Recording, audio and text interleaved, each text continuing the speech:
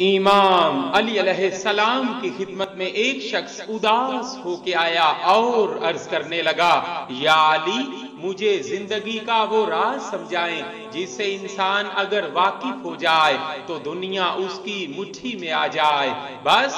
جیسے ہی یہ پوچھا گیا تو امام علی علیہ السلام نے فرمایا، اے شخص، اگر زندگی کی حقیقت اور کامیابی کے راز کو سمجھنا چاہتے ہو تو ان تین چیزوں کو سمجھ لو۔ کامیابی ہمیشہ تمہارے قدموں تلے رہے گی۔ پہلا، اس بات کو جان لو کہ دنیا کا سب سے عظیم انسان وہ ہے جو دوسروں کو عظیم سمجھے، کیونکہ جب تم دوسروں کو عظیم سمجھو گے، اپنے سے بلند سمجھو گے، تو کائنات کا ذرہ ذرہ تمہیں بلند کرنے کی جستجو میں مگن ہو جائے گا۔ دوسرا، دنیا کا عظیم عالم وہ ہے جو اپنے آپ کو جاہل سمجھے، کیونکہ جب تم اپنے آپ کو کم علم سمجھو گے تو تمہارے وجود میں سیکھنے کی جستجو مسلسل قائم رہے گی، تمہارا کوزہ خالی رہے گا، تم ہر کسی سے سیکھنے کی طرف کو برقرار رکھو گے